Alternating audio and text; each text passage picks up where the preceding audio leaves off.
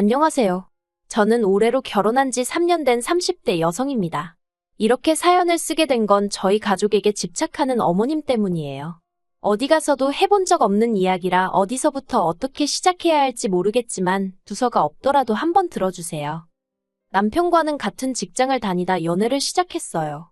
2년 정도의 만남 끝에 결혼을 결심했고요. 홀어머니의 외동아들이라는 사실이 마음에 걸리긴 했지만 그동안 제 눈으로 지켜본 남편은 매사에 책임감이 있고 진지한 사람이었거든요. 그래서 남편의 됨됨이만 보고 결혼을 결심했네요. 연애 당시 남편은 서울에서 혼자 자취생활을 하고 있었고 결혼 후에는 저와 함께 독립된 가정을 꾸렸습니다. 이 부분을 가지고 어머님이 서운한 마음을 가지실 거라곤 전혀 예상하지 못했어요. 그도 그럴 것이 이제껏 따로 살던 남편이 저랑 결혼한다고 해서 어머님이랑 같이 살아야 한다? 제 입장에선 말도 안 되는 소리라고 생각했거든요. 남편이 저에게 물어본 적도 없었고요. 그런데 막상 저희가 신혼생활을 시작하고 반년도 되지 않았을 때부터였습니다. 거짓말 조금 보태서 정말 매일같이 어머님은 외롭다는 이야기를 하기 시작하시대요. 만났을 때는 물론이고 전화 문자로도 쉬지 않고 말이에요. 매번 하시는 말씀이 니들은 둘이라서 좋겠다. 나는 혼자라서 외롭고 심심하고 우울하다였고 이 레파토리를 정말 귀에 딱지가 않게 들었어요. 그리고 말이 나와서 말이지만 처음부터 제가 이런 어머님의 말씀에 시큰둥하게 반응을 했던 건 아닙니다. 처음에 시집오고 얼마 되지 않았을 땐 저도 좋은 며느리란 소리가 들어보고 싶었거든요. 며느리로서 소위 인정이란 것도 받고 싶었고요. 그래서 남편이 말하지 않아도 먼저 어머님한테 가자고 해서 밥도 먹고 꽃구경도 모시고 가고 그랬습니다.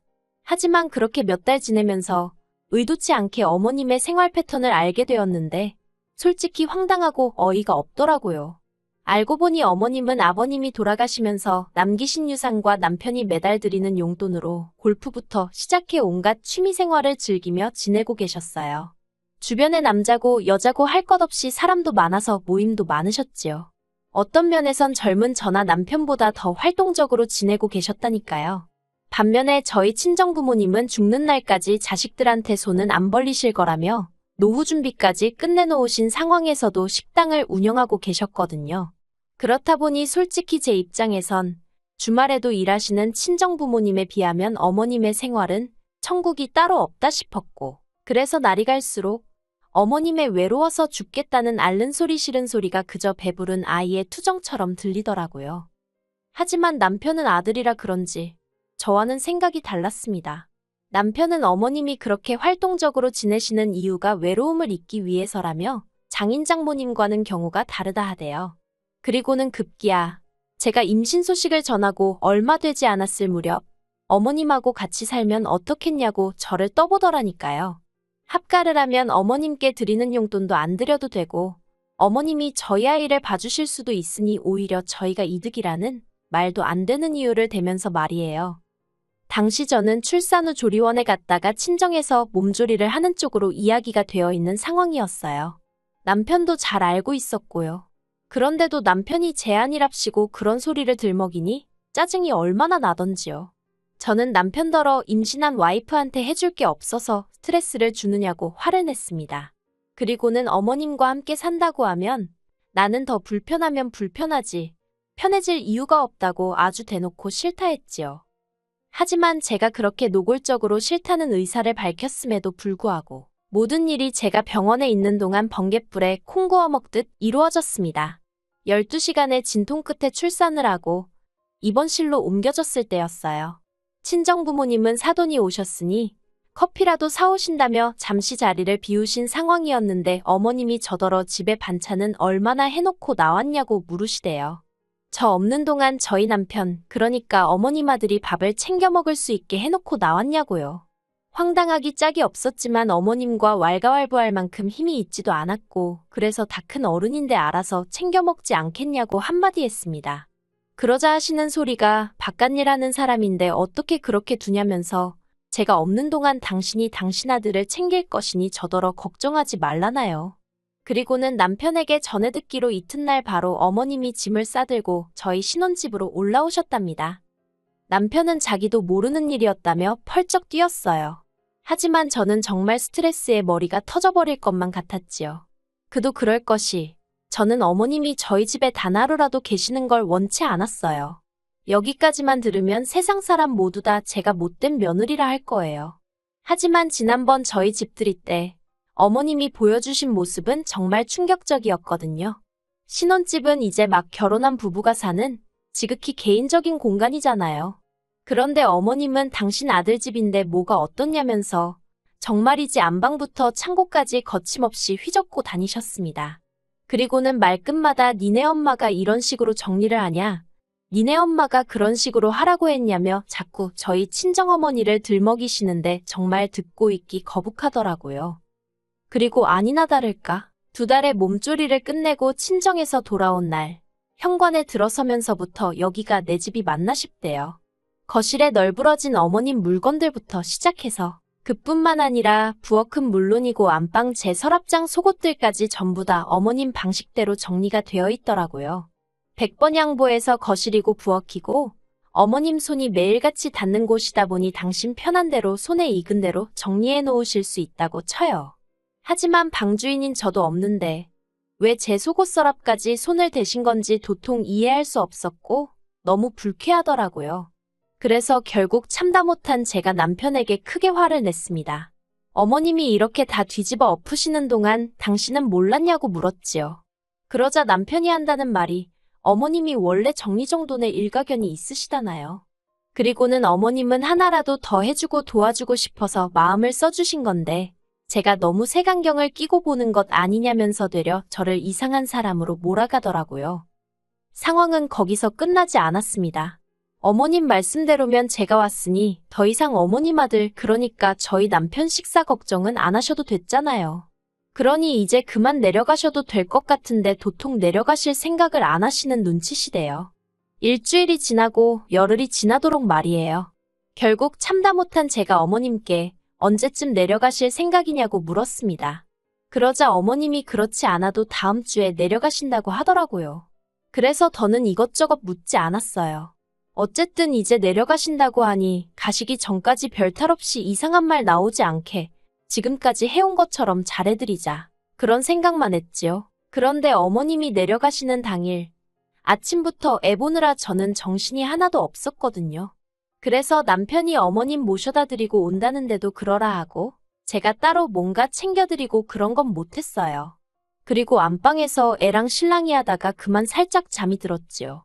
정말이지 한 20분이나 잤나 싶은데 눈을 뜨니까 벌써 어머님이랑 남편은 출발하고 없더라고요. 인사도 제대로 못 드렸는데 그새 가버리셨네 싶어서 아차 싶대요. 그리고는 혹시 뭐 두고 가신 건 없나 하는 마음으로 어머님이 지내시던 작은 방 문을 열었는데 어머님 여행 가방이랑 그런 게 전부 다 그대로 있는 거예요. 설마 싶어서 여행 가방을 열어보니 어머님 옷도 그대로 있고요. 하다못해 화장실에 칫솔까지 그대로였지요. 당황한 제가 남편에게 전화를 했어요. 그런데 남편이 전화를 안 받더라고요. 그리고 몇 시간 후 어머님을 모셔다 드린 남편이 집으로 돌아왔습니다. 제가 어머님이 왜 짐을 다 두고 가신 거냐고 설마 다시 오시는 거냐 물었네요. 그러자 남편이 우물쭈물하더니 기껏 한다는 소리가 어머님이 계셔서 자기가 너무 좋았대요. 모처럼 어머님이 해주시는 밥 먹고 출근하니까 힘도 솟고 일에 능률이 오르는 것 같았다나요. 그러면서 그러지 말고 저더러 한 1년만 더 같이 살아보잡니다. 저도 곧 회사에 복귀해야 하는데 어머님이 계시면 분명히 도움이 될 거라면서요. 어이가 없어서 절대로 그렇게는 못한다고 했어요. 그런데 남편도 완강하게 버티더라고요. 왜 살아보지도 않고 무조건 싫다고 하냐고. 살다가 정 안 되겠으면 그때 내려가시라 하면 되지 않겠냐대요. 솔직히 잘한 행동은 아니지만 몇 번이고 합가에 대해서는 분명히 제 의견을 밝혀왔는데 시쳇말로 남편이 저를 먼저 개무시했다는 생각에 어찌나 분하던지 정말 남편이 꼴도 보고 싶지 않았습니다. 그래서 그때부터 남편을 철저히 무시하기 시작했네요. 하지만 남편도 남편대로 미안하다 말은 몇 번이고 하면서도 절대로 고집을 꺾지 않더라고요. 그리고 그렇게 감정의 골이 깊어질 대로 깊어지던 시기에 정말로 어머님이 올라오셨습니다. 저더러 마치 보란듯이 짐도 더 바리바리 챙겨서 오셨더라고요. 그 짐을 보고는 소위 눈 돌아간다고 그러지요? 제가 딱 그랬어요. 저도 모르게 어머님 앞에서 한숨을 푹 내쉬고는 도대체 무슨 생각으로 올라오신 거냐고 그랬거든요. 그러자 어머님은 제 말버릇에 놀라신 건지 약간 당황한 표정을 하시더니 이내 제가 남편하고 다 이야기가 된 줄 알았답니다. 그리고는 이미 당신이 전세로 살던 집도 다 정리하시고 오신 거라 달리 돌아갈 곳도 없다고요.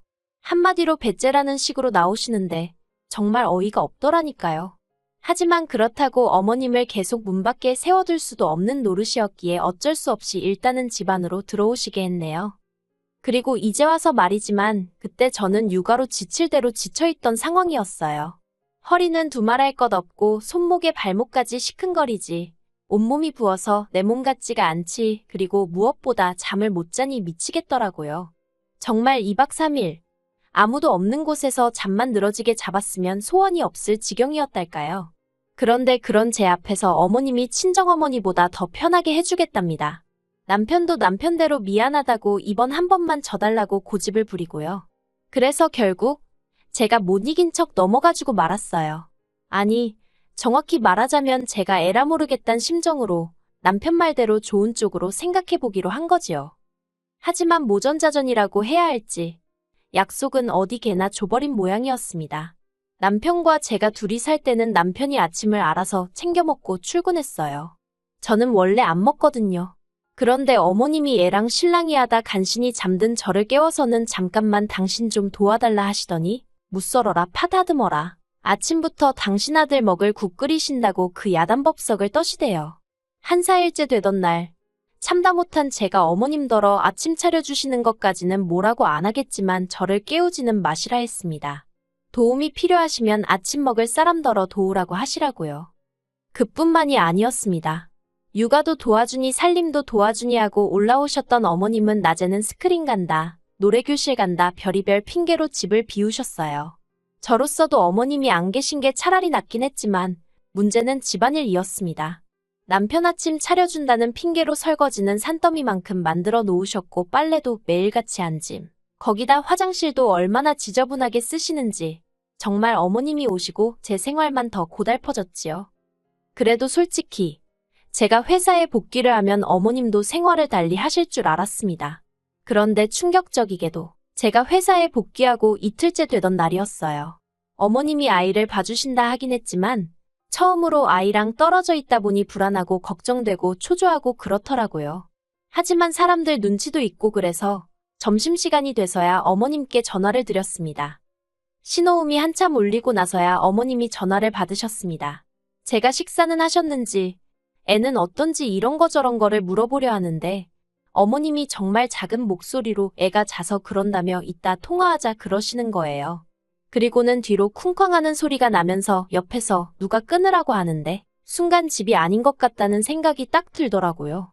그냥 육감이라고 해야 할지 느낌이 싸했어요. 그래서 상사가 눈치를 줌에도 불구하고 반차를 쓰고 저도 모르게 냅다 집으로 향했습니다.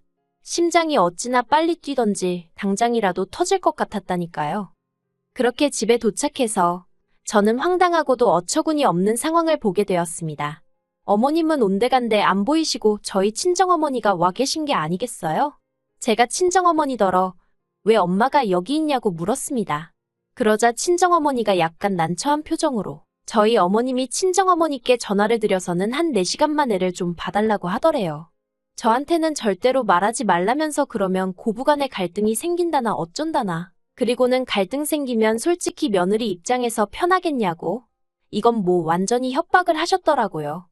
친정어머니 입장에선 제가 직장도 다녀야 되는 상황에서 어머님 미움 사면 좋을 게 없다 싶어가지고 어쩔 수 없이 와서 애를 봐주고 계셨던 거고요. 친정어머니가 절대로 시어머니한테 내색하지 말라면서 전후 사정을 말씀해 주시는데 솔직히 정말 어른이고 뭐고 속에서 천불나고 입에서 욕 나가게 생긴 판이었습니다. 그렇게 친정어머니를 가게로 돌려보내고 이 상황을 어떻게 할지 생각에 빠졌습니다. 그리고 얼마 후 현관문 열리는 소리와 함께 어머님이 들어오셨지요. 어머님이 저를 보더니 정말 깜짝 놀라시면서 벌써 왔냐며 말을 얼버무리시는 거예요. 어디 다녀오셨냐니까. 잠깐 집 앞에 볼 일이 있어서 나갔다 왔다며 눈으로는 저희 친정어머니를 찾는 것 같은데 안 보이니까 저한테 묻지는 못하고 한마디로 상황 파악을 하려고 그런 건지 눈알이 정신없이 굴러가더라고요. 제가 친정어머니는 가게로 돌아가셨다고 말하자 어머님이 허둥지둥하셨고 저는 미리 챙겨둔 어머님의 짐 가방을 현관으로 내놓으며 나가시라 했습니다. 구구절절 말하기도 싫었고 애도 있는데 어머님이랑 큰 소리도 내기 싫었거든요. 그래서 그냥 나가시라 했어요. 근처 호텔로 가시던지 고향으로 내려가시던지 그건 저도 모르겠고 일단 이 집에는 더는 못 계신다고요. 그러자 어머님이 저더러 오해가 있다면서 사정을 하시는데 그렇게 현관에서 실랑이가 벌어졌을 때 마침 퇴근한 남편이 모습을 보였습니다. 저는 남편을 붙들고 오늘 있었던 일을 이야기했고요. 그러자 남편이 저더러 그래도 그렇지 어머님을 내쫓을 수가 있냐면서 다음엔 그러시면 안 돼요 어머니 그렇게 딱 한마디 하더라고요. 그리고 어머님은 남편이 당신 편을 들어준다 싶어선가 금세 기가 살아서는 안 그럴 거라며 저더러 너 정말 무섭다 그러시는 겁니다. 황당하고 어이없고 그래서 제가 제 짐을 챙겼어요.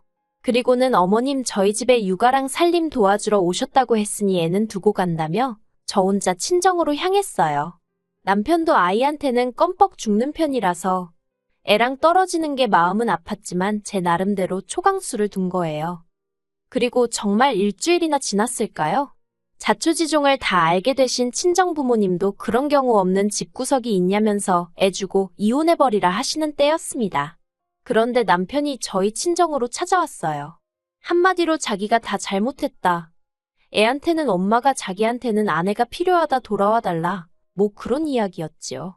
어머님도 내려가시게 하겠다고요. 남편은 저희 친정부모님 앞에 무릎 꿇고 앉아서 2시간 가까이 찍소리도 못하고 욕을 있는 대로 먹었습니다. 남편은 죄송하다고 몇 번이고 머리를 조아릴 뿐이었어요. 그래서 마지막 기회를 준다 생각하고 결국 제가 집으로 돌아갔습니다. 집에 도착하니 어머님은 울며 짜며 짐을 싸고 계셨는데 남편은 그런 어머님께 눈길도 주지 않았어요. 그리고 나중에서야 알게 된 게 남편이 출근한 사이에 어머님이 집에 남자를 들이셨던 모양입니다. 당신이 애를 두고 나갈 수가 없으니 친구를 부르셨다 했지만 남편 입장에선 손녀가 있는데 낯선 아저씨를 들였다는 자체가 납득이 되지 않았던 거지요. 저도 그 이야기를 들었을 땐 지금 세상이 어떤 세상인데 싶어서 어머님이 미쳐도 단단히 미쳤구나 싶었네요.